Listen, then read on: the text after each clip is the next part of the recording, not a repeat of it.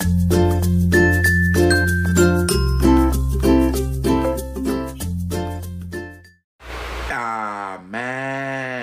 Amen. Amen. Le sang de Jésus. Le sang de Jésus. Le sang de Jésus. Le sang de Jésus. Le sang de Jésus. Le sang de Jésus. Le sang de Jésus. Dans le puissant nom de Jésus, nous avons prié. Amen. Amen. Amen. Bien-aimés dans le Seigneur Jésus-Christ, frères et sœurs, que la grâce et la paix de notre Seigneur Jésus-Christ soient avec vous et toute votre famille. Amen. Je suis apôtre Focam chrétien du ministère de John et Territory Ministry, de Jean chapitre 8, verset 32. Je suis votre partenaire de prière de tous les jours, votre partenaire de prière de tout le temps. Amen. Frères et sœurs, notre thème de prière aujourd'hui, c'est ce que j'ai intitulé les ennemis de ta liberté. Les ennemis de ta liberté. Les ennemis de ta liberté. Tous ceux qui ne veulent pas que tu sois libre. Les ennemis de ta liberté. Amen. Frères et sœurs, avant que nous ne commençons, je vais toujours vous inviter d'abord à prendre une cuillère à café d'huile d'onction. Que vous mettez dans votre bouche. Vous attendez au moins 2 minutes que cela vous rincez votre bouche totalement. Vous rincez avant, puis vous avalez. Mettez aussi l'huile d'onction dans votre paume de main. Que vous frottez votre paume de main. Vos 2 paumes de main, vous la frottez. Vous frottez votre front. Vous frottez vos cheveux. Vous frottez. Mettez un peu d'huile d'onction sur votre nombril. Aussi, faites la même chose. C'est tout ce que vous venez de faire de vous maintenant. Faites exactement la même chose pour vos enfants. Pas seulement 1 fois, 2 fois, 3 fois. Souvent et toujours et toujours. Spécialement aussi quand ils sont au point d'aller dormir. Alléluia. Tu vas te poser la question que mais je vais faire comment pour avoir l'eau bénie ou bien l'huile d'onction. Oui, la même personne qui t'a donné cette prière, demande-lui aussi de t'envoyer la prière, comment prier sur l'eau avant de l'utiliser comme eau de vie. C'est le titre de la prière que vous recevrez vous-même. Ou bien vous allez aller dans le YouTube. Vous cliquez surtout sur le titre « Comment prier sur l'eau » avant de l'utiliser comme eau de vie. Soit vous allez dans le YouTube, soit vous demandez à la personne qui vous a envoyé ceci de vous donner la prière pour prier sur l'eau et l'huile. Quand vous aurez ça, vous allez prendre votre huile vous-même. Peu importe la qualité d'huile. Vous mettez devant vous. Vous prenez votre eau. Peu importe là où vous prenez l'eau. Vous mettez devant vous. Alors, pendant que vous allez prier, alors vous allez quitter là avec l'eau et l'huile. Tous les deux déjà, qui ont déjà le pouvoir de Dieu. Le feu du Saint-Esprit. La parole de Dieu est à l'intérieur. La voix de Dieu, le doigt de Dieu est déjà enfoncé à l'intérieur de cette eau. Et papa, maman, tout le temps, quand vous voulez préparer, même, utilisez même toujours l'huile qui est déjà bénie. N'importe quelle huile. Que ce soit l'huile rouge ou bien quelle huile. Utilisez toujours l'huile qui est déjà bénie pour préparer. N'importe quelle huile que vous priez là-dessus, elle sera toujours bénie. Peu importe n'importe quelle huile. Pour préparer, utilisez toujours l'eau que vous avez bénie. Il suffit de mettre une seule cuillère à café d'huile de l'eau qui est déjà bénie. L'eau bénie, alors tout un puits d'eau peut être béni quand tu mets même seulement une seule cuillère, un seul gobelet d'eau bénie à l'intérieur. Lavez votre sol, vos habits, lavez-vous vous-même, lavez vos enfants, arrosez votre jardin avec toujours l'eau qui est bénie. Buvez toujours l'eau qui est bénie. Alléluia. Même quand tu es enceinte, lavez-vous toujours l'eau avec l'eau bénie. Nettoyez votre ventre toujours avec l'eau bénie. Pour nos sœurs, rassurez-vous toujours que pendant que vous faites votre toilette intime, le lavage de votre partie privée doit se faire toujours avec l'eau de vie. Ne faites jamais votre toilette intime sans l'eau de vie. Faites-le toujours avec l'eau de vie, rien que. Alléluia. Amen. Amen. Bien-aimés dans le Seigneur, la Bible nous dit très bien dans 1 Thessaloniciens chapitre 5, 17, il dit, priez à tout moment. Priez sans cesse. Priez continuellement. Ne cessez jamais de prier. C'est ce que cela veut dire. Frères et sœurs, notre titre aujourd'hui, comme je vous ai rappelé, les ennemis de ta liberté. Les ennemis de ta liberté. En réalité, lorsqu'une personne donne sa vie au Seigneur Jésus-Christ, en réalité, au moment où tu donnes ta vie au Seigneur Jésus-Christ, c'est un désastre spirituel pour ton ennemi, pour l'ennemi lui-même, pour le diable et tous ses agents, et pour tous les mauvais esprits qui vivent dans la personne, pour tous les démons, tous les mauvais esprits qui vivent dans la personne. C'est pourquoi, pour qu'une délivrance complète ait lieu, une personne doit naître de nouveau. Quand tu es né de nouveau, ta délivrance complète peut être lieu. Tu n'es pas né de nouveau, ta délivrance complète est impossible. En effet, l'ordre que le diable a donné à ses démons est de toujours s'accrocher à la vie de cette personne, de toute personne à tout prix. Ils le font avec une détermination farouche et ils résistent à tout ce qui peut les éloigner de leur lieu. C'est-à-dire que les démons ne veulent jamais sortir du corps de l'être humain. Ces démons et le diable savent qu'ils seront punis ou rétrogradés s'ils partent ou bien s'ils perdent la personne. Par conséquent, ils restent sur place dans le corps, dans la vie de la personne jusqu'à ce qu'il soit obligé, le mot obligé, par agression dans la prière, obligé de partir. Beaucoup de gens vont partout pour se délivrer.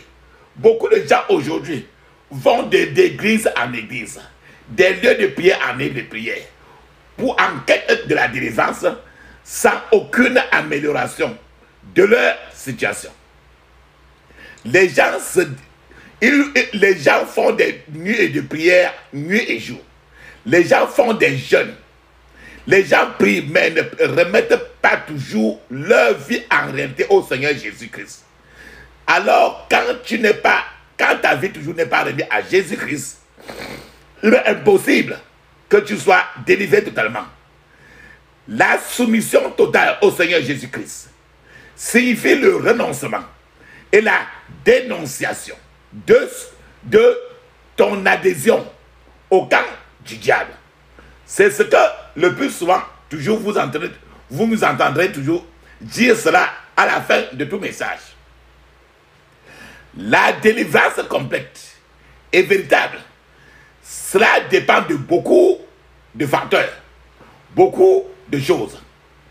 Frères et sœurs, je vais vous dire un secret.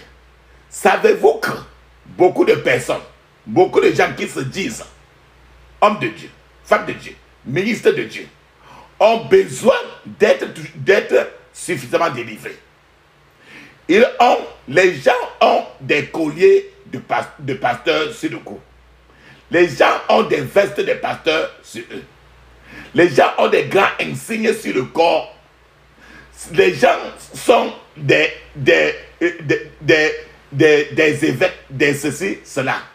Les gens sont vénérés par tout le monde, mais toujours eux-mêmes qui sont vénérés en tant que très grands pasteurs ou quoi que ce soit, eux, dans leur corps, ils portent toujours des démons et des mauvais esprits en eux.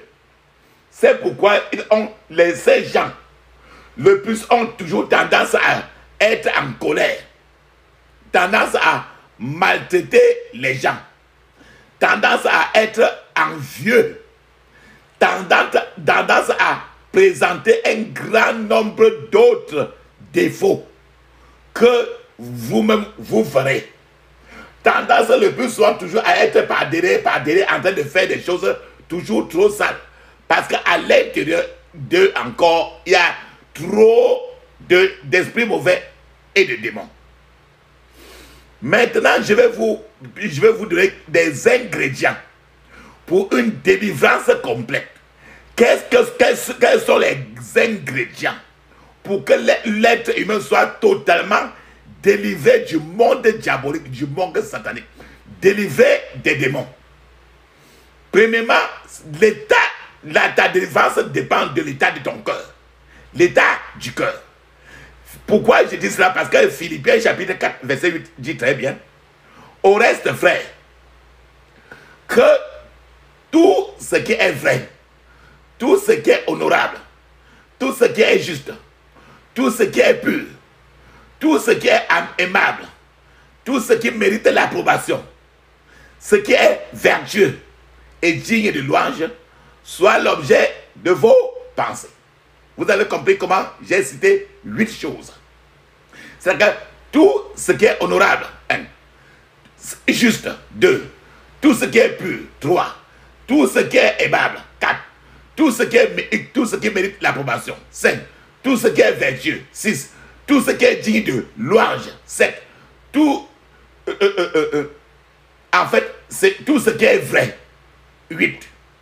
Tout ceci, voilà, ce verset-ci nous dit que si le cœur d'une personne est rempli de mauvaises pensées et qu'elle s'adresse au plus grand apôtre même sur la terre, partout dans le monde, la personne sera toujours non délivrée.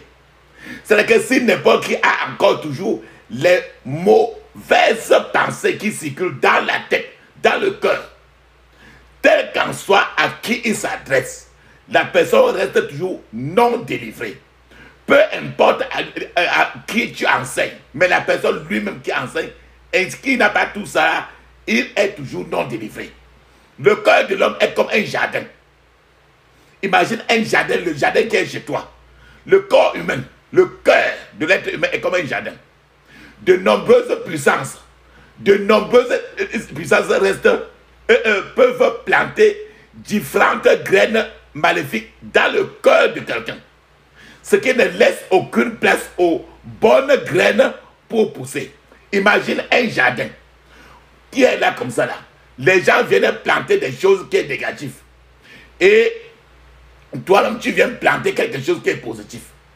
Pour que Dieu plante quoi que ce soit dans le jardin de ton cœur, ce jardin doit être d'abord débroussaillé par toi-même et défriché. C'est ça que nous appelons délivrance. Le jardin, Dieu apparenté à la terre. Ton cœur est comme un jardin. Pour que Dieu plante quoi que ce soit dans le jardin de votre cœur, ce jardin-là doit être débroussaillé, enlever les mauvaises herbes qui sont là depuis des années et que tu as hérité et que toi-même tu as planté aussi les autres à l'intérieur. Doit être débroussaillé, défriché et nettoyé. La Bible nous dit très bien dans Jérémie 17, 9, et dit très bien: rien n'est plus trompeur que le cœur humain. Impossible de la guérir. Et qui peut le comprendre? Beaucoup de gens seront assis, beaucoup de gens sont souvent assis à l'église. Et le plus souvent, même quand ils sont en train de suivre des serments, il y a trop d'imagination. Ils imaginent trop de choses horribles dans leur cœur. Pourtant, ils sont assis là à l'église. Beaucoup de gens se plaignent qu'ils ont souvent trop de mauvaises pensées. Ils ne savent pas comment arrêter cette mauvaise pensée dans leur tête. La Bible nous dit très bien. Dans Matthieu 12, verset 33, on dit que l'arbre est bon et que son fruit est bon. On dit que l'arbre est mauvais et que son fruit est mauvais, car on connaît l'arbre par le fruit. C'est-à-dire que n'importe quel arbre que tu regardes là, quand le fruit qui sort de l'arbre est un bon fruit, ça veut dire que l'intérieur de l'arbre lui-même est très bon. Mais si le fruit qui sort, ça ne grandit pas, un fruit qui sort qui est trop maigre, ça veut dire que l'intérieur de l'arbre lui-même n'est rien. Ça veut dire que si vous êtes mauvais, vos pensées seront toujours elles-mêmes mauvaises. Si l'intérieur de vous est mauvais, vos pensées seront toujours mauvaises. Ce qui est toujours négatif va passer dans votre tête. Alors, frères et sœurs, papa, maman, vérifiez-vous et sachez ce que vous êtes. Deuxième ingrédient pour la délivrance complète, c'est la foi. C'est la foi. La Bible dit très bien dans Marc 9, 19, il dit très bien, Jésus répondit, race incrédule, leur dit Jésus, jusqu'à quand serai-je avec vous? Jusqu'à quand vous supporterai-je? Amenez-le moi et on le lui amena. Cela veut dire que pour qu'une personne soit délivrée, cette personne doit croire à Dieu. La personne doit savoir que Dieu est capable de la délivrer de la main de l'ennemi. Certaines personnes prient beaucoup, mais continuent de chercher des solutions alternatives partout et par là-bas. Ça veut dire, c'est ce qui montre toujours le fait de douter de Dieu.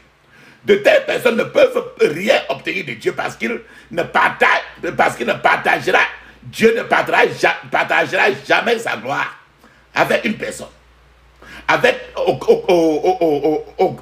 aucun autre pouvoir. Le niveau de foi d'une personne est très important devant Dieu. Même la personne qui prie pour une autre personne doit avoir foi d'abord. La foi en Dieu pour que ses prières fonctionnent. Ça veut dire que quand il y a doute, il y a doute. Sans, rappelle-toi très bien, Hébreux 11, ici, sans la foi, nul n'est agréable à Dieu.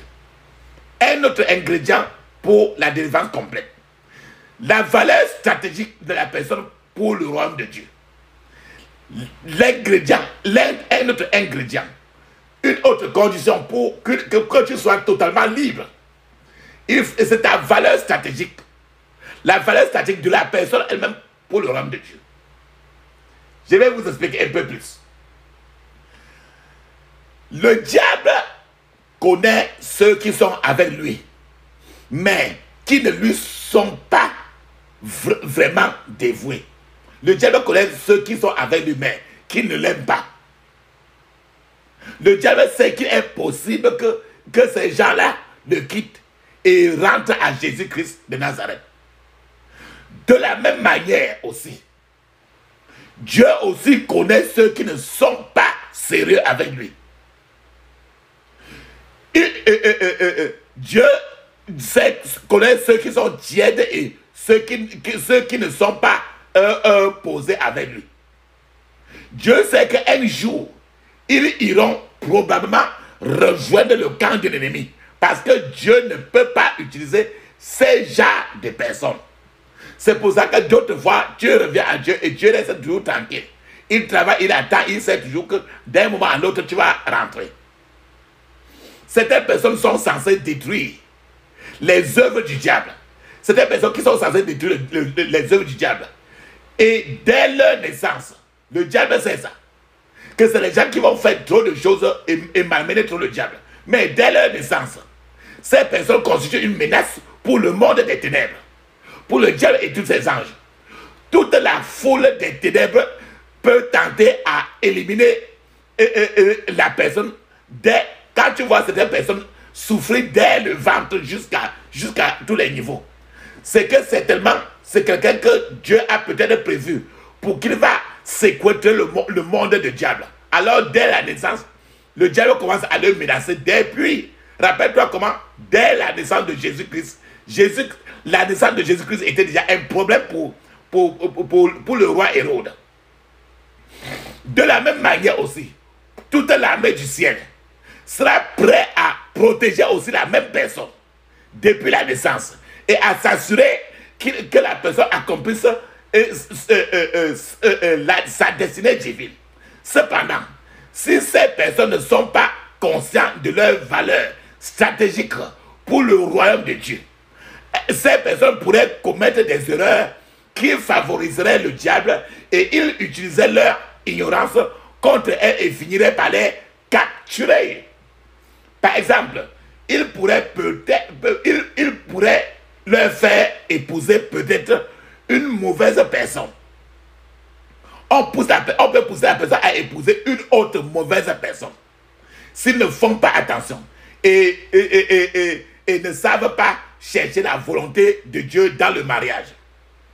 À partir de là, quand on te pousse à épouser une autre personne, une personne là qui va s'assurer que ton devenir sera négatif, à partir de là, le diable et ses agents pourraient avoir, à partir de cela, la personne pourrait avoir des problèmes qui l'éloignent davantage du Seigneur.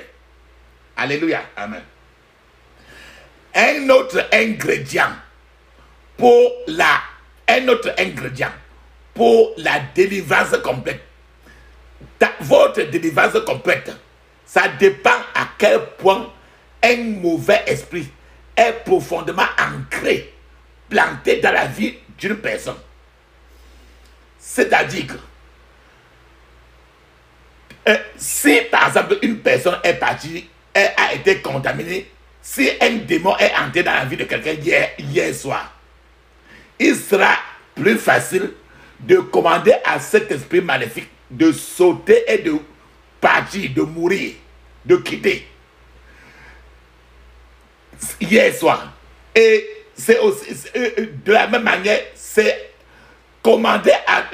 encore difficile de commander à celui, ça prend encore trop d'efforts de commander à un démon qui est dans la vie de la personne depuis l'âge par exemple de 8 jours.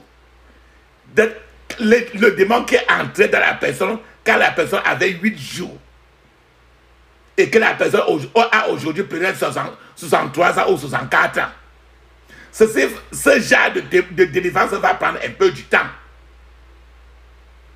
Et si la personne avait été consacrée au démon du village, à la tradition du village, alors la condition de la personne reste encore plus sérieuse. Donc, la délivrance d'une personne dépend du temps que l'esprit est resté. Les démons sont restés dans la vie de la personne. C'est pourquoi, parfois, lorsque certaines personnes sont en train de prier, ils vomissent, ils peuvent vomir et d'autres fois, tu vois les taches de sang dans ce qu'ils ont vomi. Quand ils font certaines prières, ils peuvent vomir après, ils voient les taches de sang. Ou bien, quand ils vont pour chier, tu vois les taches de sang dans ce qu'ils sont en train de chier. C'est parce que le démon est là. Et ils vomissent c'est parce qu'ils sont en train de vomir des substances qui sont là depuis trop des décennies. Des décennies. Y compris du sang. Imaginez un instant quand tu es en train d'enlever une touffe d'herbe. Quand tu enlèves une touche de mauvaises herbes dans le champ, ça sort avec la terre. C'est pour ça que tu vois un peu, et d'autres fois quand tu vomis là, tu peux voir quelques gouttes de sang. C'est parce que ces esprits sont profondément enracinés dans toi. Et les retirer demande un peu de la vigueur, de la force. Quand tu enlèves cela, ça peut un peu déchirer certains tissus.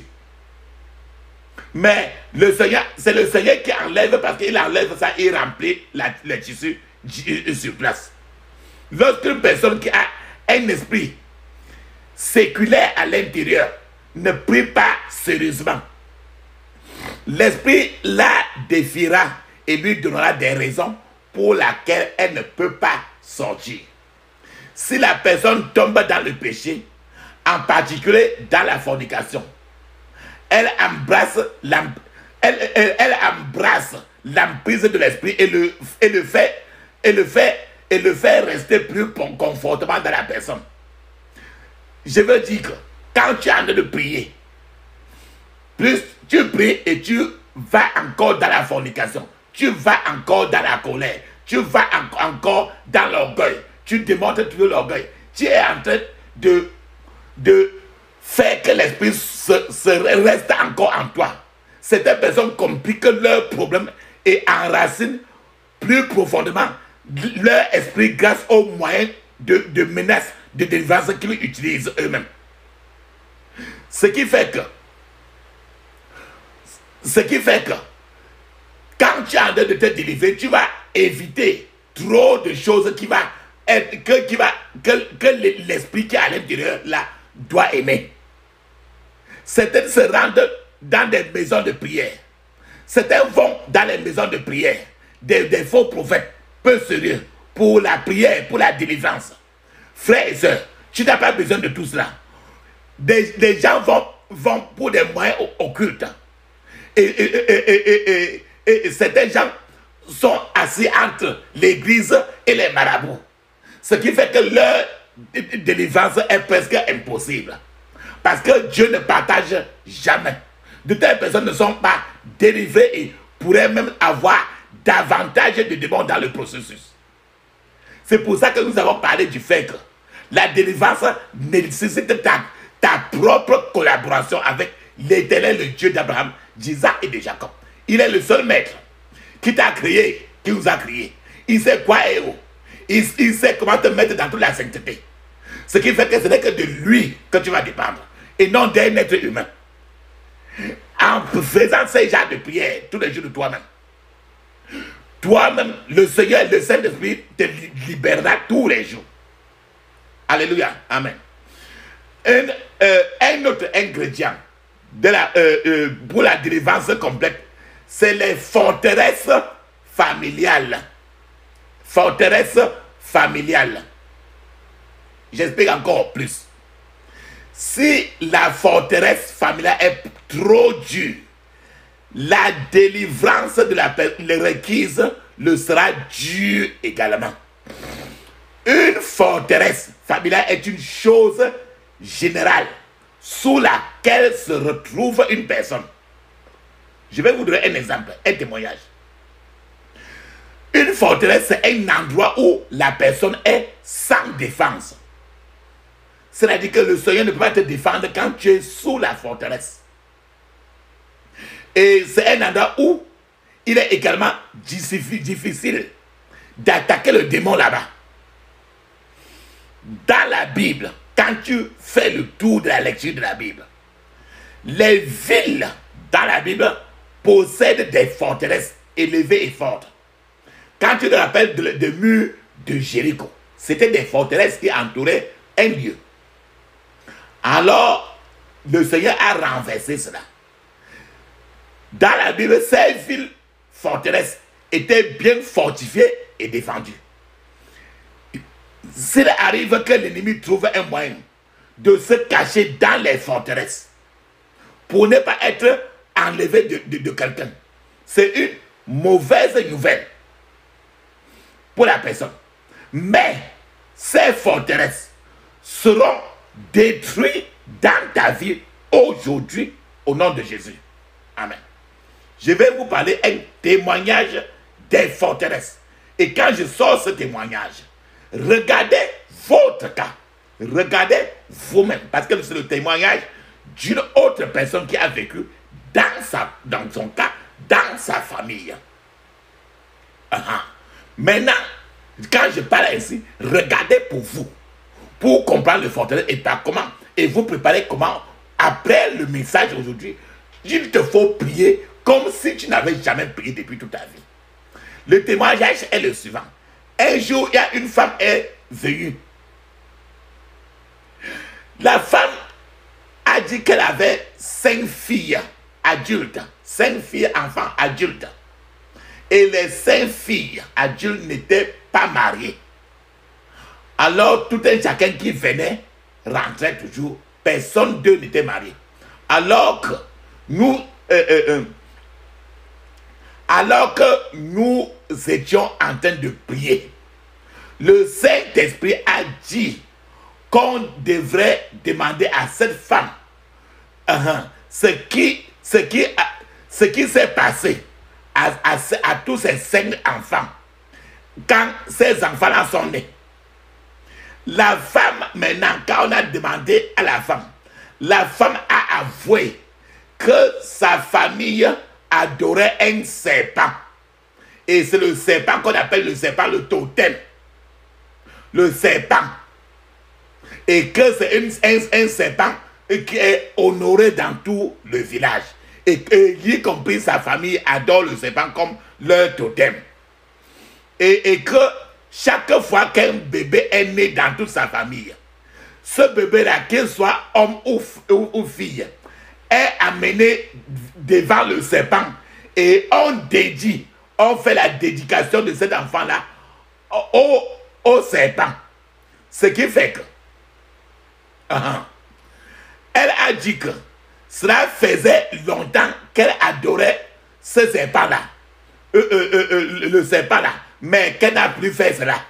Elle avait oublié que la dédicace qu'on avait faite avait été faite une fois pour toutes et que c'est pour tout le reste de la vie de ses enfants.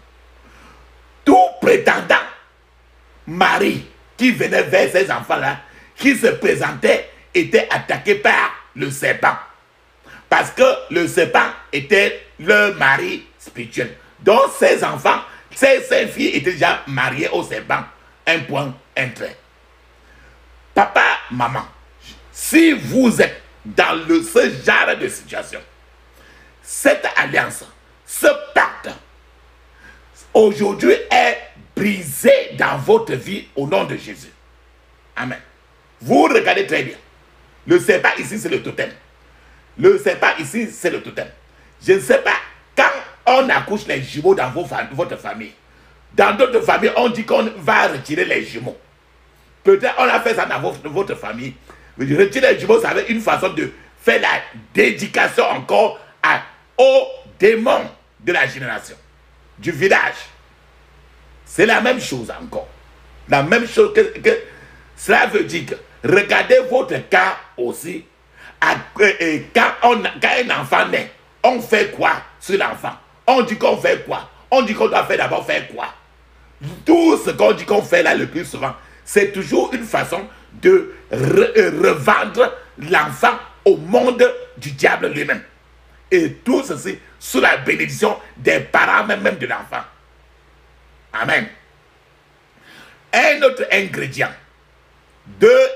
pour être délivré, la délivrance complète, c'est l'onction et la connaissance du ministre de la délivrance, de la personne qui prie pour vous, ou bien l'onction que vous avez.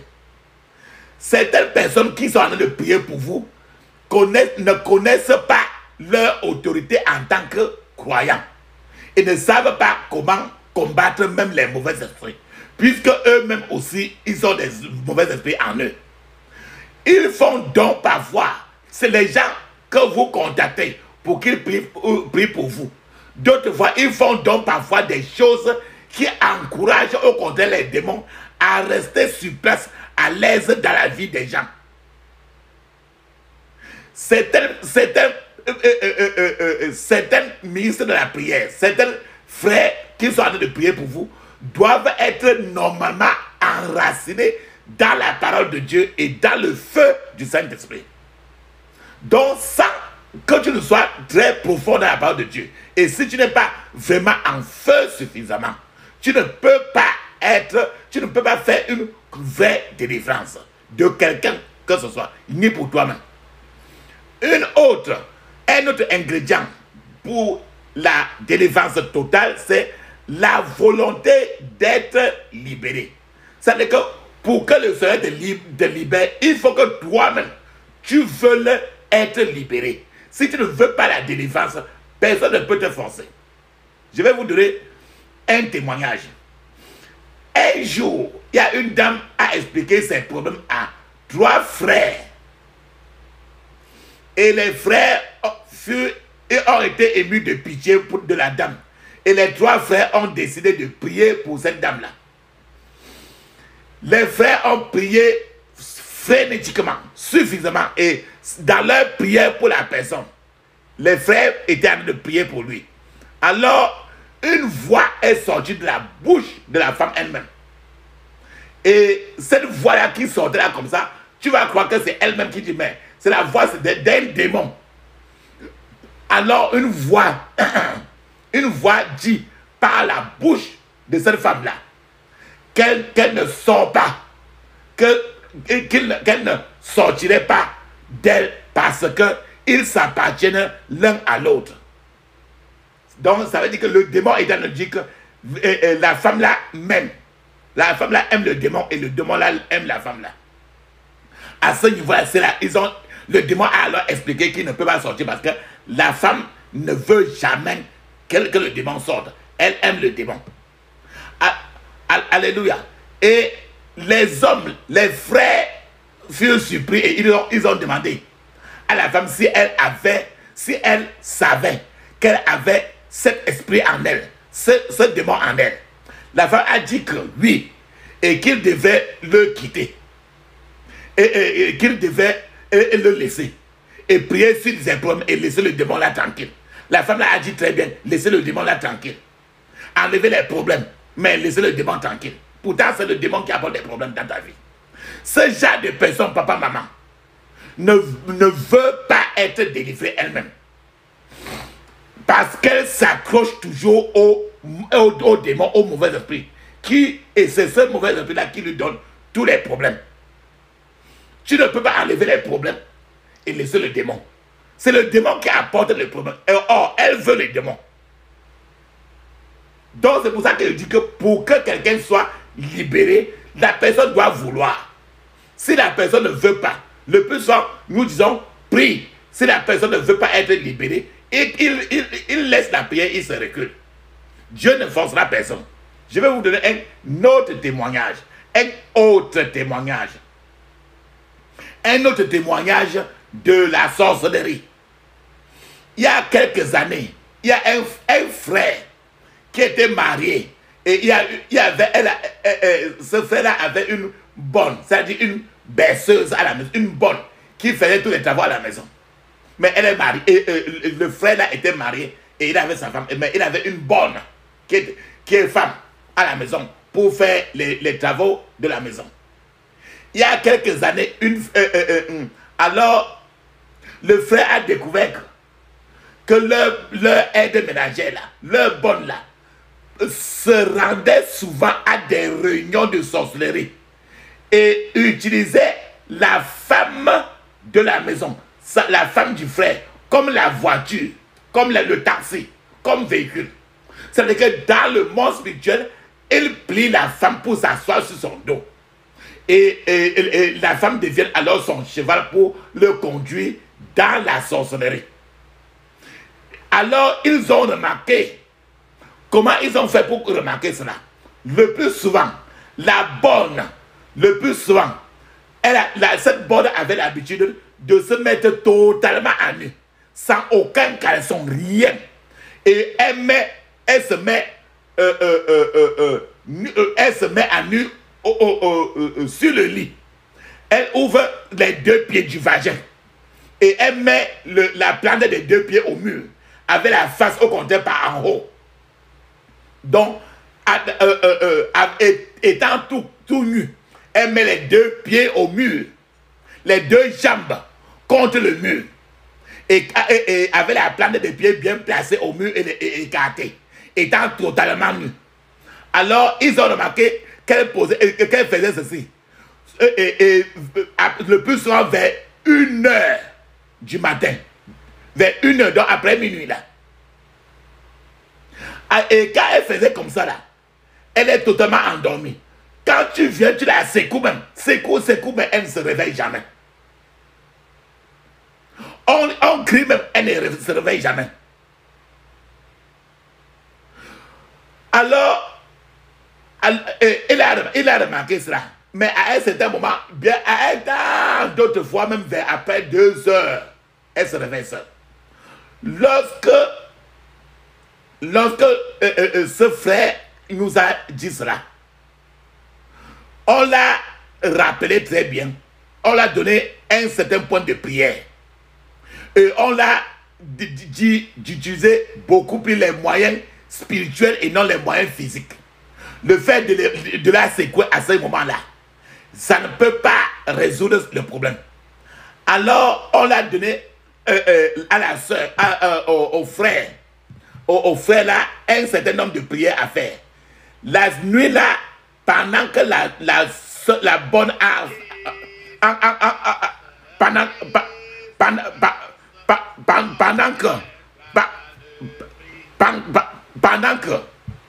pendant que la femme était en train de sortir ainsi, la soeur, le frère, ils ont passé toute la nuit à prier.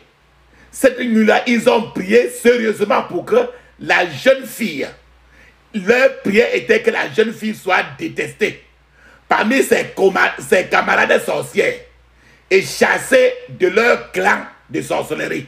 Donc, dans leur prière, ils ont commencé à dire que la fille soit chassée, soit détestée par tous les sorciers de son clan et qu'elle soit chassée de son groupe de sorcellerie. Alors le couple, ils ont prié suffisamment et après qu'ils ont prié, ils ont laissé tranquille, ils ont prié, ils sont endormis. Le couple dormait profondément lorsque eux-mêmes ils ont entendu soudainement à une certaine heure maintenant, la jeune fille était en train de crier hors de son sommeil. Dit que dans le sommeil même, étant toujours dans la position nu corps là, elle était en train de crier. Elle criait disant qu'on était en train de la taper. Et après, quand elle s'est réveillée, elle a avoué, elle a clairement dit très bien qu'elle était sorcière et qu'elle se déshabillait comme ça là pour sortir, pour laisser son corps au lit et partir à la réunion de sorcellerie.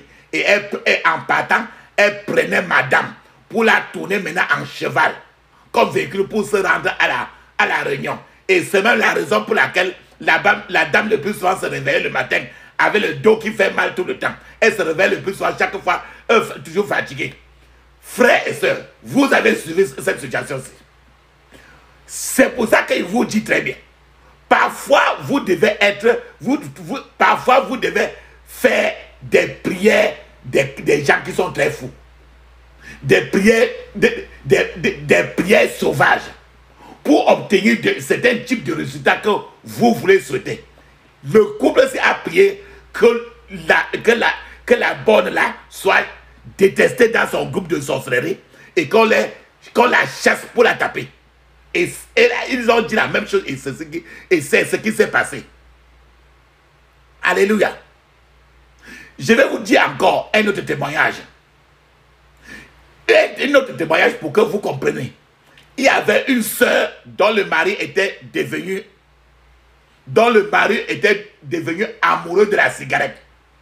Elle s'est rendue compte que son mari commençait à fumer trop. Et l'alcool, son mari a commencé à prendre trop l'alcool. Elle a commencé à pleurer. Elle ne savait pas comment faire parce que la cigarette, l'alcool, tout cela déjà ça mettait toute la maison en danger. Alors, certains frères ont conseillé à cette sœur-là de faire un certain nombre de prières. On lui a dit de faire une seule prière. La prière est ceci. Oh Seigneur, que le prochain verre de bière que mon mari va boire le rende malade et que le prochain bâton de cigarette qu'il va fumer le dégoûte au nom de Jésus. La sœur priait, il répétait rien que ça. Oh Seigneur, que le prochain verre de bière que mon mari va boire le rende malade et que le prochain bâton de cigarette qu'il fume le dégoûte au nom de Jésus. Il répète ça, il parle en langue. Il répète, il parle en langue. Il répète, il parle en langue. Il fait toujours ça. La femme a fait toujours cela. Il est parti droit au but. Il fait toujours ça. Frères et sœurs, je vais vous dire quelque chose. Fidèle à ses paroles, fidèle à ce que la femme était en train de dire. Lorsque l'homme est parti quelque part, il était à le boire sa bière. L'homme s'est mis à boire. Cet homme a été précipité. Il a commencé à se sentir très mal. On l'a précipité, l'homme, pour le ramener chez lui. Parce qu'il a commencé à vomir trop pendant qu'il buvait. Il a mis le verre de la bière dans la bouche. Il a commencé à vomir sur place. Les gens ont transporté l'homme vite chez lui. Et les gens, tous les gens étaient dépassés. On s'est posé la question, ce qu'il a mangé, ce qui s'est passé. Frères et sœurs, depuis ce jour-là, son mari n'a plus fumé ni cigarette. Quand il voyait seulement le mot alcool, il changeait de route. Tu demandes, la femme a pleuré. Et le Seigneur a écouté. Il a mis le mari dans la condition qu'il va détester la cigarette, détester l'alcool. Je suis en train de vouloir vous dire qu'il a formulé sa prière ainsi. Alors, de la même manière, toi-même, tu peux formuler ta prière de façon concrète. Suivant ce que... Parce que la Bible dit très bien que la vie ou la mort est au pouvoir de la langue. Alors la femme a commencé à pleurer devant Dieu. Et le Seigneur, il est compatissant aux larmes de l'être humain. Que ce soit l'homme ou la femme. L'homme peut aussi, si la femme est en train de l'insulter tous les jours, tout le temps, l'homme peut aussi prier que Seigneur, la prochaine fois que la femme m'insulte, qu'elle soit ainsi, que ce soit ainsi. La prochaine fois quand la femme a ouvert la bouche pour pouvoir insulter, elle va réfléchir 2, 3, 4 fois. C'est ainsi quand tu demandes. La Bible dit très bien que demande, il vous sera donné. Alléluia. Amen. Maintenant, je vais encore vous donner un autre témoignage. Il y en avait encore un autre mari. Une autre femme encore avait aussi un problème. Son mari, le plus souvent, passait le temps à flirter avec les femmes. Avec les bordels. Il était toujours trop autour des bordels. Il aimait trop les femmes. C'est-à-dire que toujours en train de jongler avec. C'est-à-dire qu'il jongle toujours avec les femmes beaucoup. Alors celle-ci était dépassée. Et alors cette femme-ci, on lui a conseillé une seule prière d'affaires. Alors, parce que son mari sortait, son mari, tel qu'en soit, n'importe quelle femme qui passait, son mari regardait toujours les seins balancés, ou les fesses tournées. Donc, chaque fois, les yeux de son mari sont toujours dans le vagin des femmes. Alors, la femme là maintenant, étant dépassée, elle a prié une seule prière, que je vais vous dire. Elle a dit très bien que, oh Seigneur, la prochaine fois que mon mari couchera avec une autre femme, que mon mari soit déshonoré ce jour-là, au nom de Jésus. Oh Seigneur, la prochaine fois que mon mari couchera avec une autre femme, qu'il soit déshonoré ce jour-là, au nom de Jésus. Elle a prié ainsi en parlant en langue. A prié ainsi en parlant en langue. On assume aussi que la femme aussi, pour que ça marche, la femme n'est pas derrière aussi avec un shoga qui vient souvent vers 10h, 11h là. C'est quand le Seigneur regarde tout ça là qu'il répond à la prière. Donc la femme, si elle a prié ainsi, elle a dit, la prochaine fois que mon mari va coucher avec une autre femme, qu'il soit déshonoré au nom de Jésus. Il répète, il parle en langue. 15 minutes. Il répète, il parle en langue. Elle répète, elle parle en langue. 15 minutes. Alors, elle a prié ainsi. Voilà, papa, maman, voilà ce qui s'est passé. Un jour, son mari, alors, est sorti avec une fille. Une fille pour aller quelque part, pour se cacher et faire leur fornication. Ils étaient bien cachés. Alors ils ont commencé à commettre leur acte immoral ils ont commencé à faire dans la voiture. C'était dans la voiture du type. Ils ont commencé dans la voiture, ils ont tous déshabillés dans la voiture, ils ont commencé à faire leur acte immoral. Quand ils eurent fini, quand ils ont commencé, quand ils ont fini de faire leur rapport sexuel dans la voiture, l'homme maintenant ne pouvait pas se relever. Il était couché et calé là-bas. La jeune fille ne pouvait pas non plus l'aider, il ne pouvait pas quitter la place. Ils étaient bloqués sur place. Le soleil est dehors. Tout sur la voiture. Tous les deux étaient dans cette horrible position. Avec nu corps. Horrible, et ne pouvaient pas bouger de la place. Ne pouvaient pas bouger de cette voiture-là. Ils ont duré là jusqu'au lendemain. La voiture était toujours sur place. Ils ne pouvaient pas, ni l'homme, ni la femme ne pouvaient plus se lever. Donc le Seigneur a bloqué les deux sur place ici. On dit le plus souvent au quartier qu'ils ont commencé à faire ça à Calais, que c'est Calais. Comme les chiens, comme ça, comme eux, que c'est Calais. Et maintenant, les gens en passant, certains gens en passant ont regardé l'intérieur de la voiture. Ils ont vu ça. Les gens l'ont aidé. Les gens ont vu tout et l'ont aidé. Et l'homme avait alors il y a une disque du rein de l'homme qui était fendu. Le disque là, sur sa colonne vertébrale, vers les reins là. L'homme souffrait alors énormément. Et l'homme a été transporté d'urgence à l'hôpital. À cause du sexe. D'urgence à l'hôpital. Et frères et sœurs, cela a marqué la fin des dribbles sexuels de l'homme. La fin des escapades sexuelles. De la délinquance sexuelle de l'homme. Quand, après ce jour-là, quand tu parlais encore d'une bordelle, des roues de secours, des viandes de brousse à l'homme, il changeait de roue seulement. Il ne voulait plus entendre parler des choses pareilles. La prière paye. Priez, papa, maman. Priez. Dans le foyer, priez.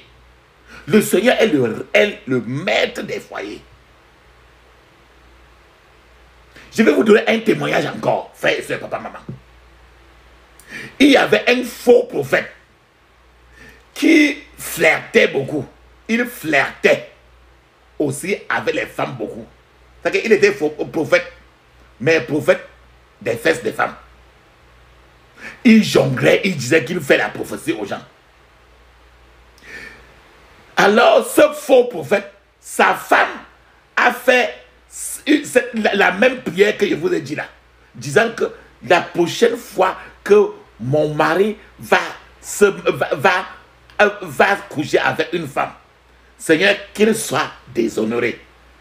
La même chose là, ce prophète a fait la même chose, parce que tu sais très bien que quand une femme attend une prière qui a marché, elle va directement chez elle pour commencer à regarder son dossier et faire la même prière aussi. Alors la femme a fait cette prière et son mari a changé pour le mieux. En réalité, son mari qui était faux prophète a rencontré une femme qui voulait qu'il aille à un endroit trop isolé pour commettre leur acte immoral. On dit tel à tel que son mari qui était un faux prophète, il a rencontré une femme et la femme lui disait que allons faire, je suis prêt pour faire avec toi. Mais allons sur une place qui est mieux cachée pour commettre notre acte immoral. Chaque fois que les deux allaient sur n'importe quelle place, la femme disait toujours que cette place n'est pas assez isolée pour qu'on commette notre fornication. Puis ils vont encore ailleurs. La femme dit toujours que la place aussi qu'on va faire là, elle n'est pas bien isolée. Je veux la place qui est mieux isolée. Alors puis elle a dit qu'elle voulait un endroit où Dieu la femme là a dit au faux prophète là que je veux un endroit où Dieu lui-même ne nous verra pas. Alors quand elle a dit ça, ce faux prophète a alors compris qu'il était en train de jongler et s'amuser devant Dieu. La femme lui a vraiment dit et lui a fait comprendre que ce prophète-là était une honte pour notre Seigneur Jésus-Christ. Alors sur place, quand les deux étaient en train de marcher comme ça, ce prophète s'est effondré. Il a commencé à confesser à haute voix ses péchés. Il a parlé du fait. Il a parlé de ses péchés et sur place, il est né de nouveau. Frère, c'est quand vous regardez toutes ces choses que fait le diable, vous, à un certain moment de la vie, toi-même, tu peux te demander que, mais pourquoi Dieu laisse le diable dans le monde commettre trop de dégâts ainsi? Et pourquoi Dieu ne tue pas le diable? Oui, frère et soeur, moi-même, je pouvais penser comme toi aussi. Dieu a laissé le diable continuer pour plusieurs raisons. Je vais vous expliquer la raison pour laquelle Dieu a laissé le diable continuer jusqu'à aujourd'hui. Dieu a laissé continuer. Je vais citer un certain nombre de choses. Allons ensemble. Dieu a laissé le diable continuer de telle sorte que, 1. L'homme puisse être prouvé. J'explique encore davantage. Tu vas dire que j'ai fait toutes les choses qui me sont arrivées. Mais pourquoi Dieu ne peut pas, pourquoi Dieu ne tue pas le diable? J'explique. Si le diable est, maintenant que je parle avec toi, si le diable est retiré du monde aujourd'hui, je ne vois plus personne qui va prier. Je ne vois plus personne aller dans une église. La présence du diable dans le monde actuel est comme un examen pour chaque être humain. Sinon, les gens monteront et descendront en disant qu'ils sont enfants de Dieu. Enfants de quel Dieu? L'enfant de Dieu ne se mesure que quand le diable est là. Le diable est comme un examinateur. Le véritable test de la loyauté de quelqu'un à Dieu, d'un chrétien envers Dieu, survient lorsqu'il y a une alternative. Vous ne pouvez pas me dire que vous n'êtes pas, vous ne pouvez pas me dire que vous n'êtes pas un voleur. Quand il n'y a pas une attraction, quelque chose qui se place devant vous et que vous évitez de voler. Mais s'il n'y a rien qui se place devant vous pour vous attirer au vol, tu vas me dire que tu ne voles pas quoi? Tu as confronté quoi? Alléluia. Donc, vous ne pouvez pas vous vanter d'avoir vaincu la fornication jusqu'à ce que vous soyez tenté et que vous y résistez. Je veux dire que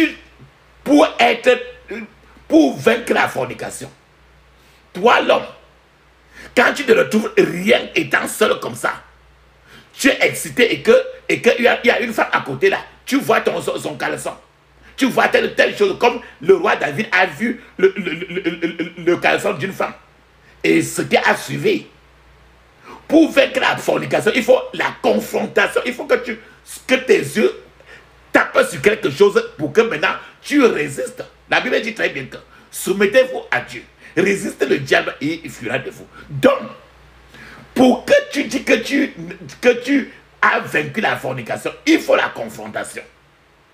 Vous ne pouvez pas dire que vous ne pouvez pas dire que vous ne pouvez pas, que vous ne vous mettez pas en colère. Quand quelqu'un n'a pas touché là où normalement tu ne peux pas ne pas être en colère. C'est la raison pour laquelle je vous dis toujours que Dieu et Satan travaillent main à main. C'est toujours ainsi. La deuxième raison pour laquelle Dieu n'a pas enlevé, Dieu n'a pas tué n'a pas enlevé l'ennemi de la terre, c'est un équilibre. Dieu veut créer un équilibre. Dieu utilise le diable pour créer un équilibre. Notre Dieu n'est pas de nature autoritaire. Il n'est pas dictateur. Et en tant que tel, il nous a donné le libre arbitre, de libre choix d'être là où nous voulons être. C'est-à-dire que c'est lui-même qui a placé deux alternatives. Il a placé le ciel et l'enfer. Choisis toi-même. Il te donne l'autorité de choisir. Dieu ne s'imposera à personne. Mais le même Dieu acceptera avec joie ceux qui viennent vraiment vers lui. Mais il a mis chacun libre. C'est lui qui a fait.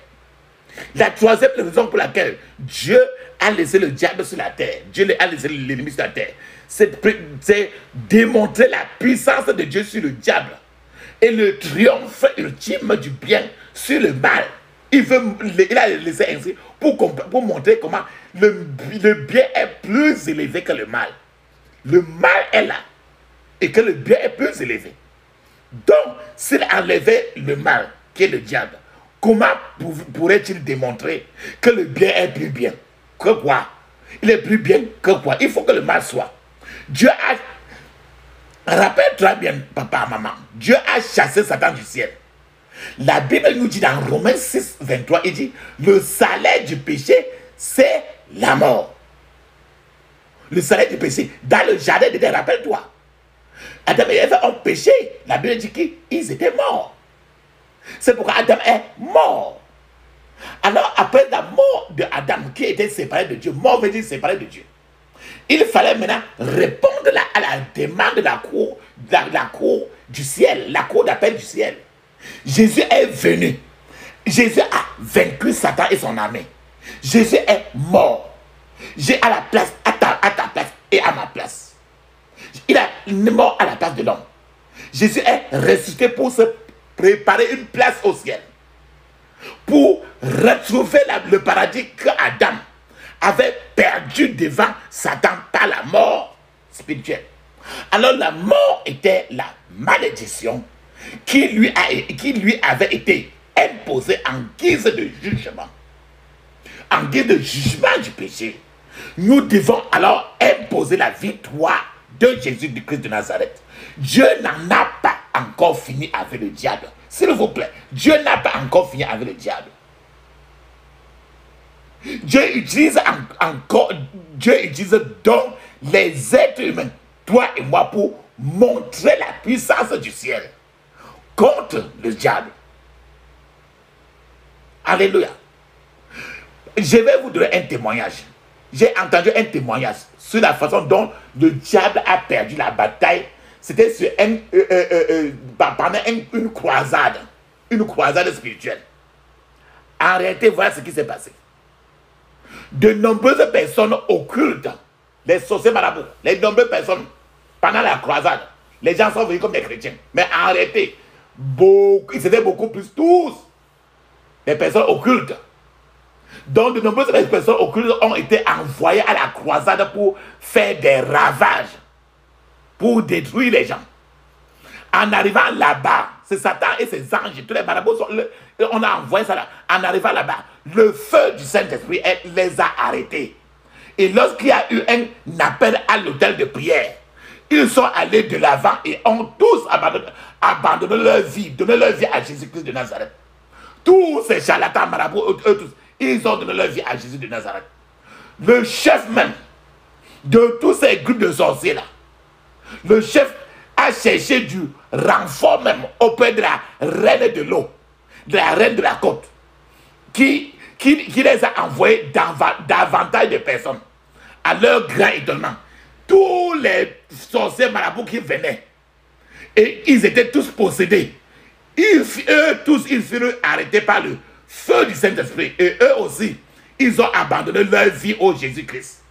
Le diable a ainsi perdu ce jour-là près de 60 personnes ce jour-là, qui étaient tous des charlatans marabouts ainsi. Près de 60 personnes ont abandonné leur gris-gris, leur maraboutisme. Ils ont abandonné leur vie à Jésus-Christ. Frères et sœurs, c'est pour ça que je suis en train de prier pour vous que le diable n'a aucun pouvoir sur toi à partir de maintenant au nom de Jésus. Amen. Pourquoi le Seigneur n'enlève pas l'ennemi sur la terre? Une autre raison, c'est que ce sera la présence de l'ennemi, du diable, ce sera la base de notre future récompense dans le ciel.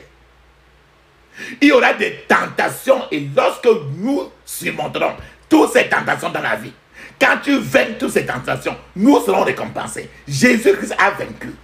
Il a été élevé. Il a été élevé. Le Seigneur n'a pas créé le diable. Rappelle-toi très bien, papa, maman. Le Seigneur n'a pas créé le diable. Le Seigneur a créé un ange. Et le nom de l'ange là était Lucifer. Mais Lucifer, en tant qu'un ange, a décidé de se convertir en diable. Donc, le Seigneur n'a pas créé le diable. Il a créé au contraire un ange qui s'appelait Lucifer. Je vais vous donner un témoignage par exemple. Dans une église particulière, il y avait un vieil homme qui connaissait bien le Seigneur. Et ce vieil homme voulait prêcher.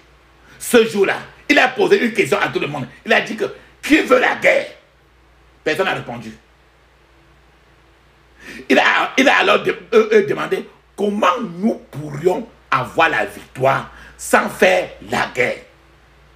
En d'autres termes, le Seigneur a laissé Satan parce que quand tu vas combattre et vaincre Satan, c'est la victoire. Tu peux avoir la victoire quand il n'y a pas la guerre. C'est Dieu même qui a créé. Si Dieu veut aujourd'hui, il élimine même tous les démons, ça lui dit absolument rien.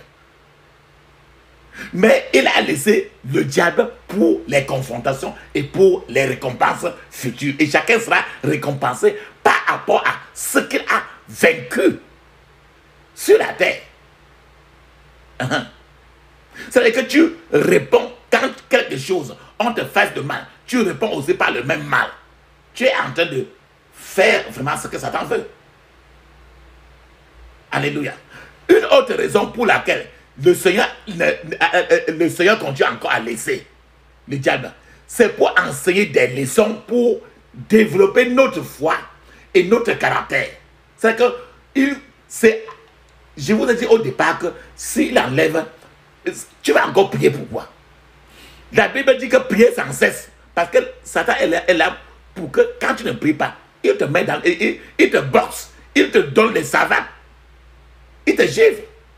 Et quand tu te gifles, tu te lèves, quand tu dis que tu me gifles pourquoi? Avant de te dire encore qu'il a giflé 2-3 fois, tu dis maintenant, tu sens maintenant que pour répondre à son langage maintenant, continue, c'est d'abord ce que tu vas commencer dans la prière. C'est ça la réalité. Si le diable n'est pas là, tu vas alors, ton caractère ne peut pas changer. Ta vie, tu vas être tout un bougre. Donc, il est là. Le Seigneur ne l'a pas enlevé c'est pour nous donner trop de leçons et pour avancer notre foi et notre caractère. En fait, Dieu exploite la ruse du diable pour atteindre son plan dans notre vie, dans ta vie, dans ma vie. L'homme apprend des difficultés et des souffrances et parfois ce que le diable avait l'intention de faire du mal aux gens les transforme en de meilleures personnes. Je parle encore de Joseph. Pour que Joseph soit le premier ministre en Égypte, il a fallu d'abord qu'il passe. Il a été vendu, mis dans le trou, était vendu, était esclave, était en prison. Tout ceci, c'était pour faire de nous des gens pour avancer notre foi beaucoup, notre caractère. L'homme apprend trop des difficultés et des souffrances. Lorsque vous entrez dans la maison de Dieu et que vous voyez par exemple des miracles, quelqu'un prie nos prières, et il y a des miracles qui se produisent tout dans sa vie. Votre foi se développe. Quand tu pries et tu vois, quand tu pries nos prières, ta foi se développe et tu es maintenant très confiant. Il se pourrait que ce soit le diable qui, en réalité, le diable vient d'abord pour gâter. Mais quand tu pries, le Seigneur utilise le gâté là pour te faire encore quelque chose de plus élevé. Et à la fin, tu vois un peu comme si il avait fallu que le diable soit même là pour que tu sois plus élevé que ça là. Si Joseph n'avait pas souffert comme ça, il devait pas être jusqu'à... On dit il était premier ministre en Égypte, un pays étranger. Donc, lorsque vous sortez victorieux d'un problème, votre foi, votre caractère s'améliore.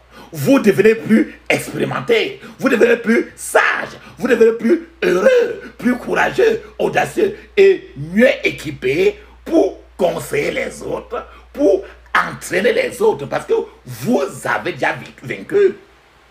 L'existence du diable dans le monde jusqu'à présent est utilisée par Dieu dans sa sagesse infinie pour le bien de l'homme. Dieu n'a pas retiré l'arbre du jardin d'Éden. Rappelle-toi très bien. Jusqu'à aujourd'hui, l'arbre défendu, l'arbre, le mauvais arbre, est toujours encore là dans le jardin d'Éden. Il est donc peu probable que Dieu enlève, supprime les sorciers, les marabouts qui sont au milieu de toi. Mais une chose est sûre, suivant ce que la parole de Dieu dit dans Psaume 23, 5, il dit, tu dresses devant moi une table en face de mes ennemis, de mes adversaires. Tu oindures ma tête et ma coupe déborde. Donc, devant tes ennemis de part et d'autre, Dieu va placer toujours la table pour faire moquer tes ennemis. Et face à tes ennemis, le Seigneur va mettre l'huile d'onction sur ta tête et tes bénédictions vont déborder. Frères et sœurs, vous serez immunisés et vous apprécierez ce que Dieu a prévu pour vous. Et l'ennemi ne pourra pas vous toucher. La Bible nous dit très bien, dans Matthieu 19, 26, il est écrit, à Dieu, tout est possible. Cependant, il y a certaines choses que Dieu ne veut pas faire. Pour Dieu, tout est possible. Mais il y a certaines choses. Gardons tout cela dans notre pensée, qu'il y a trop de choses que Dieu ne peut pas faire. Vous priez peut-être avec ferveur pour certaines choses, peut-être sans résultat même. Essayez de découvrir si ce sont des choses que Dieu a décidé de ne pas faire. Je vais vous parler maintenant des choses que Dieu ne peut pas faire. Premièrement, Dieu ne peut pas tolérer le mal. J'espère encore. Vous ne pouvez pas vous attendre à ce que Dieu bénisse les mauvaises choses. Comme les deux personnes qui étaient dans la voiture en train de faire leur rapport sexuel. Imaginez qu'ils entrent dans la voiture, ils prient d'abord avant de faire leur rapport sexuel. Ils disent que le Seigneur bénisse la fornication. La Bible dit dans Romains chapitre 6, verset 1, que dirons-nous alors? Devons-nous persister dans le péché pour que la grâce abonde? Ce sera la question.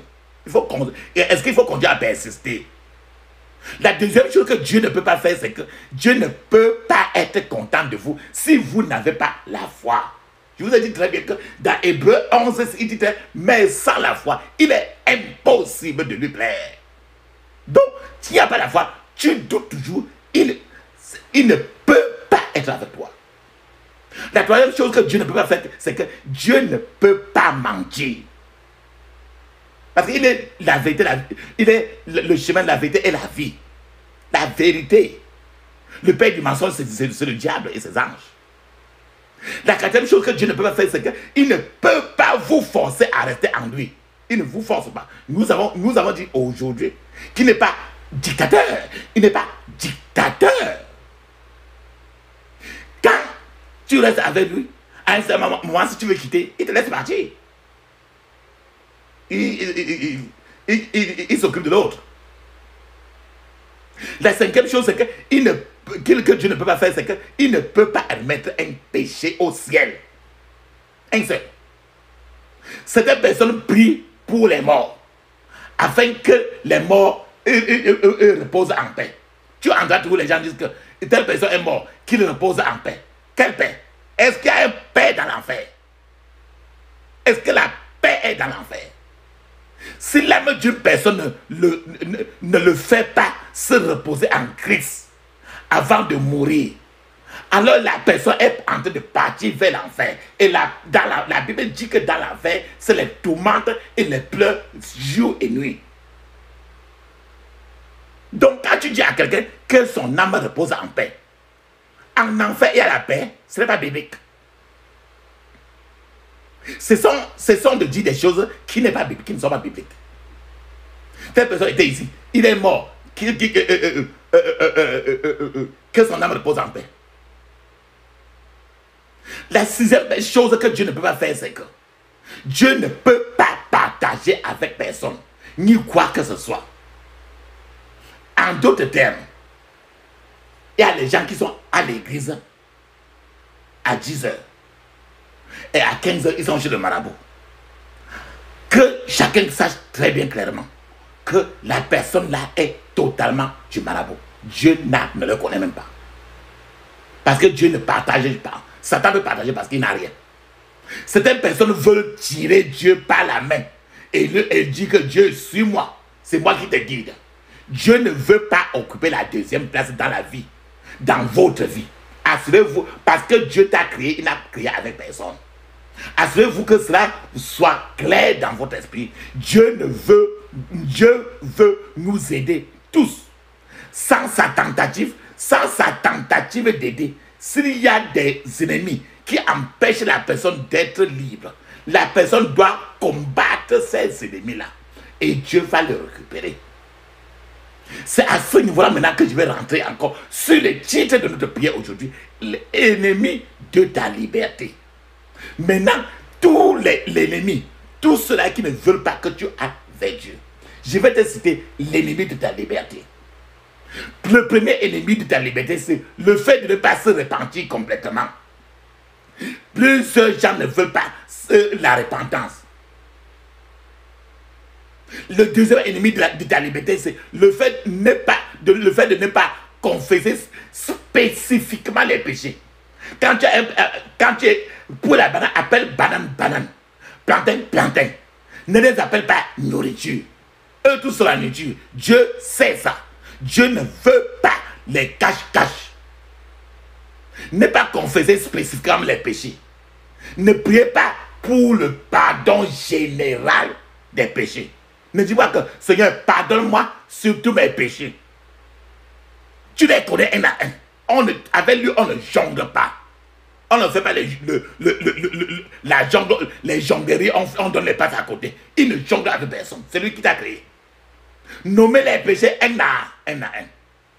Le troisième ennemi de ta liberté, qui ne veut pas que tu sois libre, n'est pas pardonner à ceux qui vous offensent. Quelqu'un qui t'a offensé il y a déjà un an, 2 ans, 10 ans, 20 ans, et c'est encore toujours là. Ouvre la bouche dans ton privé. Dis à que Seigneur, telle personne m'avait fait du mal. Je l'ai dit comme ça et c'était aussi mauvais. Ce que j'avais fait ça, c'était aussi mauvais. Je le pardonne. Seigneur, bénis-le davantage. Pardonne-moi aussi. Et je me pardonne aussi. Donc plusieurs personnes ne veulent pas pardonner.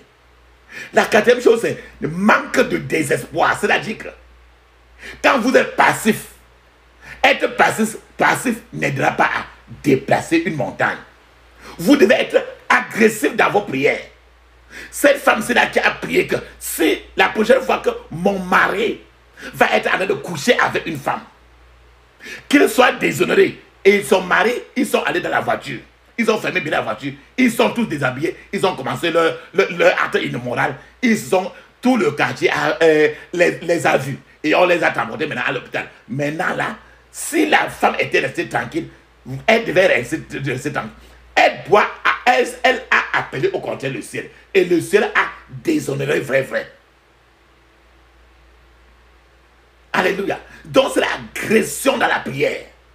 L'agression dans la prière va déplacer tous vos montagnes. Vous devez être désespéré de défier et chaque montagne va aller se planter dans l'eau. L'autre prochain ennemi encore de votre liberté, avoir de mauvaises motivations. J'espère encore le plus. Dieu déplace votre montagne afin que nous puissions le servir. Pas seulement pour nous libérer de l'emprise de l'ennemi.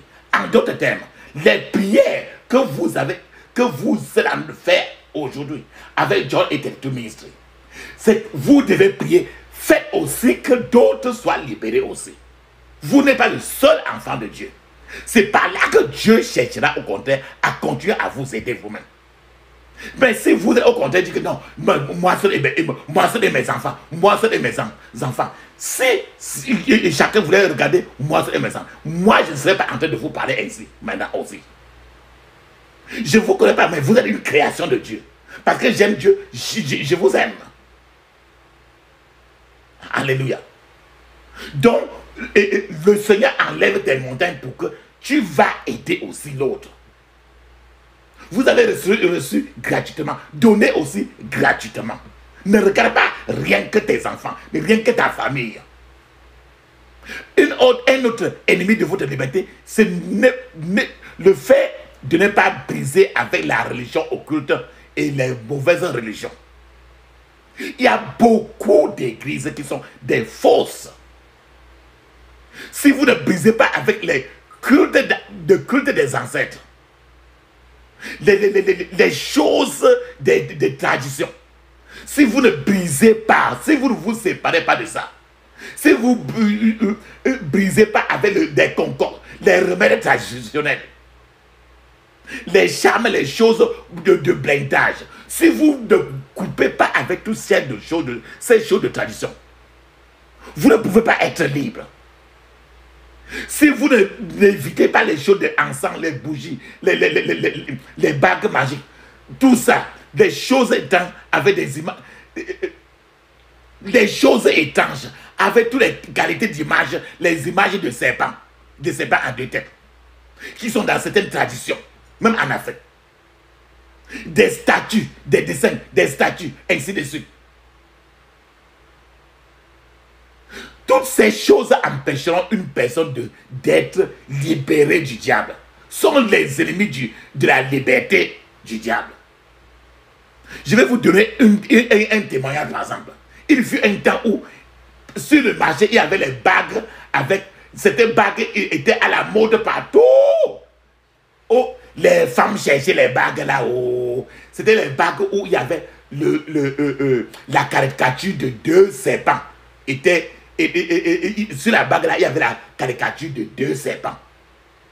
Et la bague là était trop sur le marché. Et les gens les mettaient haut. Les gens mettaient ça haut. Ça passait trop le marché. Deux serpents, ça veut dire que la reine du ciel et la reine de la côte. Deux, c'est le monde satanique. Tout le monde mettait cette bague là. Et chaque fois que tu mets cette bague là, tu es d'office intronisé dans le monde satanique. Si tu es une femme, tu mets la bague là, tu as d'office un mari de nuit.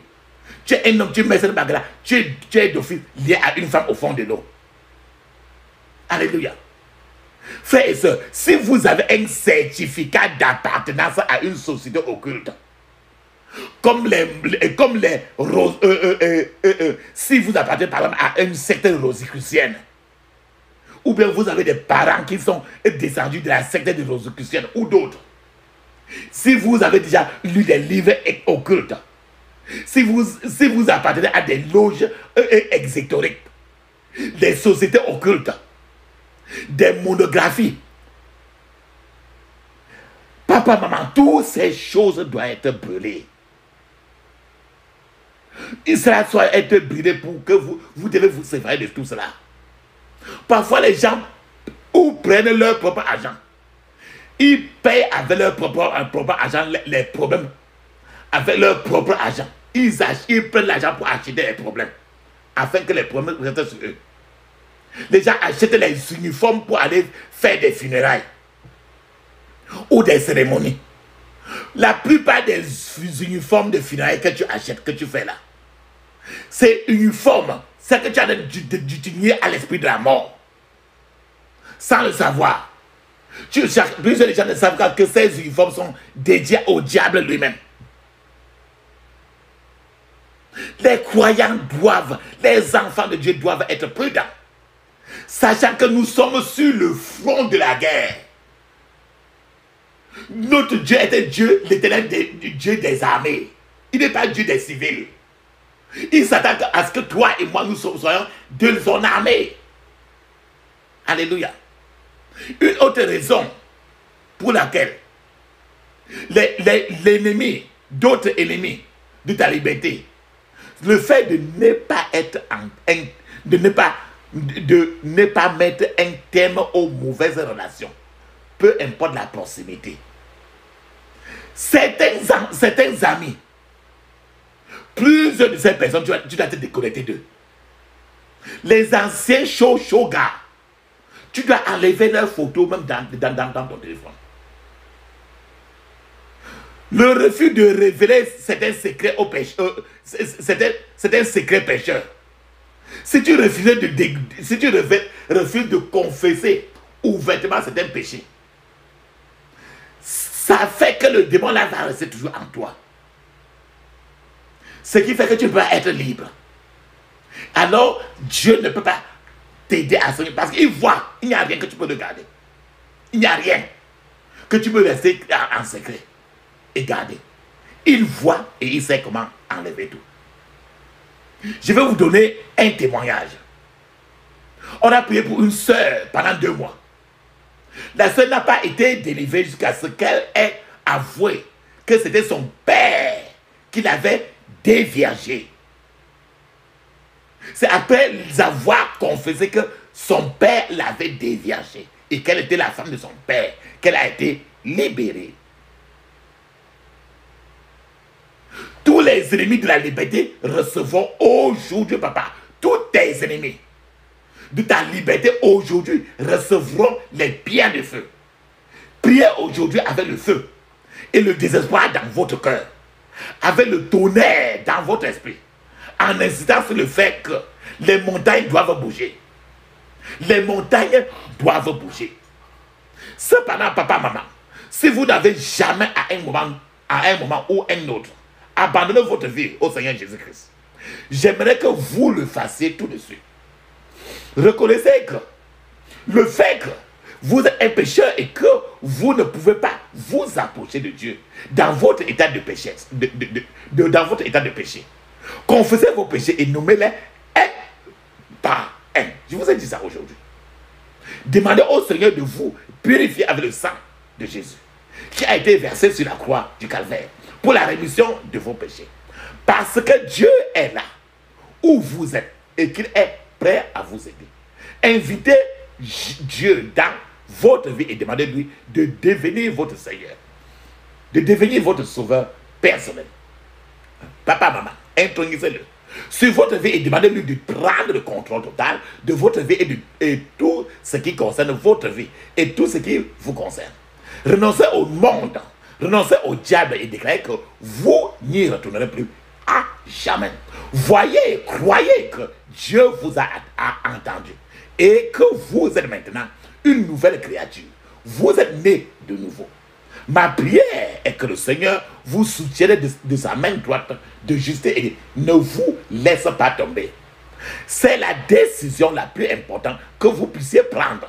Je prie pour que cela soit permanent dans votre vie au nom de Jésus. Maintenant, papa, maman, demandez au Seigneur de vous permettre, de vous pardonner si vous avez provoqué un problème dans votre vie par vos actions. Alléluia. Alléluia. En toutes choses, papa, maman, souviens-toi toujours du calvaire. Souviens-toi du calvaire. Souviens-toi du calvaire, de l'angoisse à la croix. Dieu combat solitaire qu'il a livré pour toi. Cède ton cœur à ton sauveur. Cède ton cœur à ton sauveur. Souviens-toi des épines blessant son noble front, des compassions divines supportant chaque affront. Cède ton cœur à ton sauveur. Cède ton cœur à ton sauveur. Pense à son agonie pour toi, pauvre pécheur. Sa tendresse infinie devrait briser ton cœur. Cède ton cœur à ton sauveur. cède, ton cœur à ton sauveur. Crois à sa grâce, ne désespère plus. Jésus a pris ta place, tous par lui sont reçus. Cède, ton cœur à ton sauveur. Cède, ton cœur à ton sauveur. Enlève ma misère, enlève mon péché, toute douleur amère et tout fardeau caché. Cède, ton cœur à ton sauveur. Cède, ton cœur à ton sauveur. Viens, Esprit du Dieu vivant. Viens, Esprit du Dieu vivant. Mais guide-moi, demeure à moi. Je prends toujours soin de ton service. Mais Satan est là, il veut me faire chuter. Viens, Esprit du Dieu vivant. Viens, Esprit du Dieu vivant. Mais guide-moi, demeure en moi. Je prends toujours soin à ton service. Mais Satan est là, il veut me faire chuter. Viens, Esprit du Dieu vivant. Le monde est là avec ses tentations. Oh, viens, Esprit du Dieu vivant. Satan est là avec ses tentations. Oh, viens, Esprit du Dieu vivant. Mais guide-moi, demeure en moi. Je prends toujours soin à ton service. Mais Satan est là et veut nous faire chuter. Viens, Esprit du Dieu vivant. Le monde est là avec ses tentations. Oh, viens, Esprit du Dieu vivant. Le diable est là avec ses problèmes. Oh, viens, Esprit du Dieu vivant. Mais guide-moi, demeure à moi. Je prends toujours soin à ton service. Mais Satan est là et veut me faire chuter. Et viens, Esprit du Dieu vivant. Viens, Esprit du Dieu vivant. Viens, Esprit du Dieu vivant. Mais guide-moi, demeure à moi. Je prends toujours soin à ton service. Mais Satan est là et il veut me faire des problèmes. Oh, viens, Esprit du Dieu vivant. Viens, Esprit du Dieu vivant. Viens, Esprit du Dieu vivant. Viens, Esprit du Dieu vivant. Alléluia. Amen. L'Esprit de Dieu est déjà autour de vous. Amen.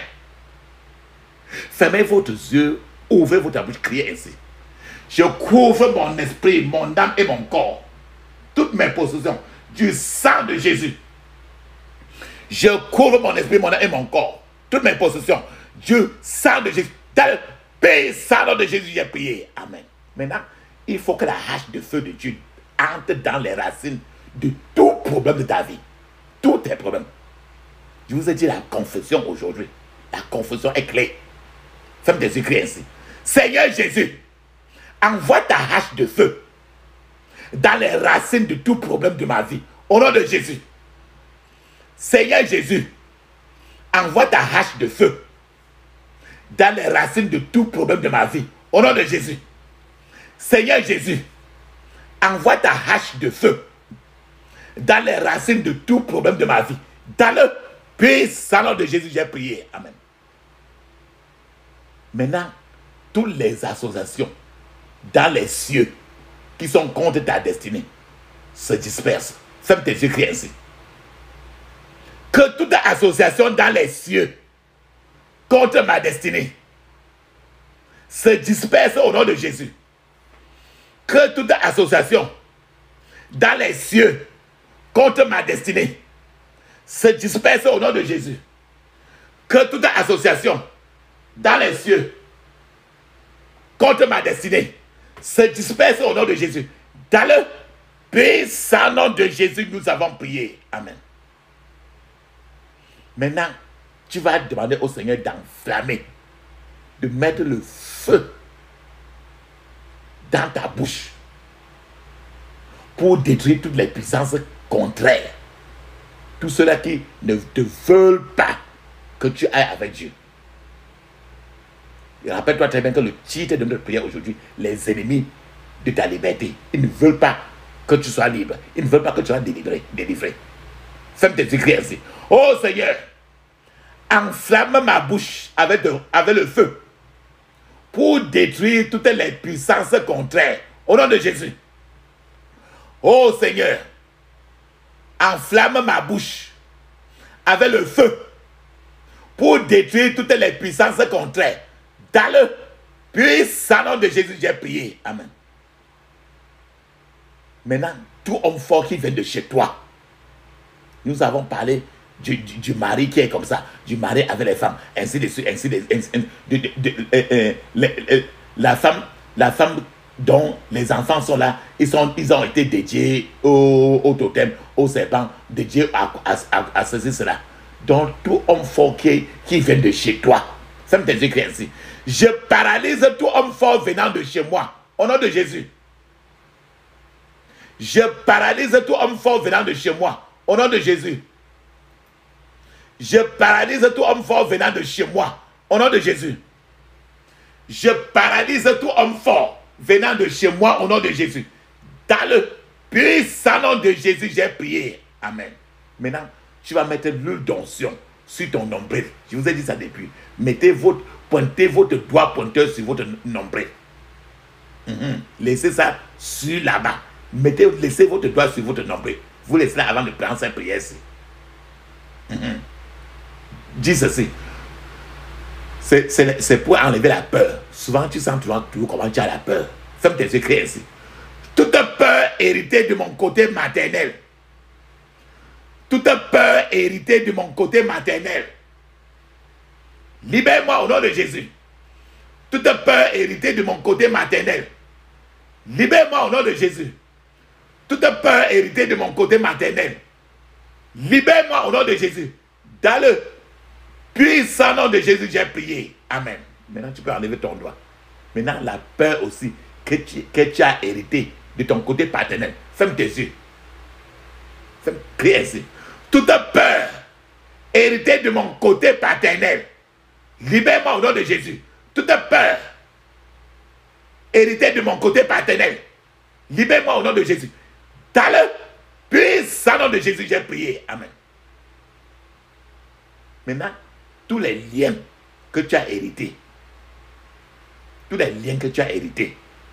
tu dois briser cela. Ferme tes yeux, crie ainsi. Je brise tout lien hérité dans ma vie au nom de Jésus. Je brise tout lien hérité dans ma vie au nom de Jésus. Je brise tout lien hérité dans ma vie au nom de Jésus. Dans le puissant nom de Jésus, j'ai prié. Amen. Maintenant, toute attaque de sorcellerie. Nous avons parlé de cette femme-là. De cette femme-là qui est bonne. Elle se met nu corps. Elle met les deux pieds au mur. Elle laisse son corps. Elle va à la réunion. À la réunion de sorcellerie. En prenant la femme de la maison comme sa voiture. Comme son cheval. Et le plus souvent, la personne se lève. Se lève. C'est pour ça que d'autres fois, tu peux te réveiller le matin, tu es trop fatigué. Tu sens toujours que tu es trop fatigué. Parce qu'on monte sur toi pour t'amener, pour aller à la réunion. Et à la réunion, quand on partage la chair humaine, on te donne aussi. Ça, c'est comme ça la sorcellerie. Maintenant, vas-y. Maintenant. Ferme tes yeux, crie ainsi. Toute attaque de sorcellerie dans mon rêve. Toute attaque de sorcellerie dans mon rêve. Meurs au nom de Jésus. Meurs au nom de Jésus. Puissant nom de Jésus, j'ai prié. Amen. Maintenant, appelle le feu du Saint-Esprit. Dis ceci. Ferme tes yeux. Crie ainsi. Feu du Saint-Esprit. Délivre-moi maintenant au nom de Jésus. Feu du Saint-Esprit. Délivre-moi maintenant au nom de Jésus. Feu du Saint-Esprit. Délivre-moi maintenant au nom de Jésus. Dans le puissant nom de Jésus, j'ai prié. Amen. Ferme tes yeux encore. Dis ceci. Feu du Saint-Esprit. Couvre ma vie maintenant au nom de Jésus. Feu du Saint-Esprit. Couvre ma vie maintenant au nom de Jésus. Feu du Saint-Esprit. Couvre ma vie maintenant au nom de Jésus. Dans le puissant nom de Jésus, j'ai prié. Amen. Vas-y encore. Parce qu'il faut que tu entres dans l'enveloppe du Saint-Esprit. Ferme tes yeux, crie ainsi. Feu du Saint-Esprit. Enveloppe-moi maintenant au nom de Jésus. Feu du Saint-Esprit. Enveloppe-moi maintenant au nom de Jésus. Feu du Saint-Esprit. Enveloppe-moi maintenant au nom de Jésus. Dans le puissant nom de Jésus, j'ai prié. Amen. Maintenant, la sorcellerie qui manipule ton destin. Ferme tes yeux, crie ainsi. Tout pouvoir de sorcellerie qui manipule mon destin. Mais au nom de Jésus. Tout pouvoir de sorcellerie qui manipule mon destin. Mais au nom de Jésus. Tout pouvoir de sorcellerie qui manipule mon destin. Mais au nom de Jésus. Dans le puissant nom de Jésus, j'ai prié. Amen. Tu as déjà rêvé, tu as vu même le lion, le buffle, n'importe quel animal. Tu as rêvé, tu as vu le chien, le serpent, le chat, la chauve-souris. Sont les esprits d'animaux. Sont les mauvais esprits d'animaux qui peuvent être dans toi. Ferme tes yeux, crie ici. Mauvais esprit d'animaux. Sortez de ma vie au nom de Jésus. Mauvais esprit d'animaux. Sortez de ma vie au nom de Jésus. Mauvais esprit d'animaux. Sortez de ma vie au nom de Jésus. Mauvais esprit d'animaux. Sortez de ma vie au nom de Jésus. Dans le puissant nom de Jésus, j'ai prié. Amen. Papa, maman. Maintenant, la Bible dit que toute âme forgée contre toi sera sans effet. Maintenant, l'âme d'envoûtement, c'est dans ta tête. Le plus souvent, tu te lèves, tu as trop mal à la tête. Ainsi de suite, ainsi trop de choses.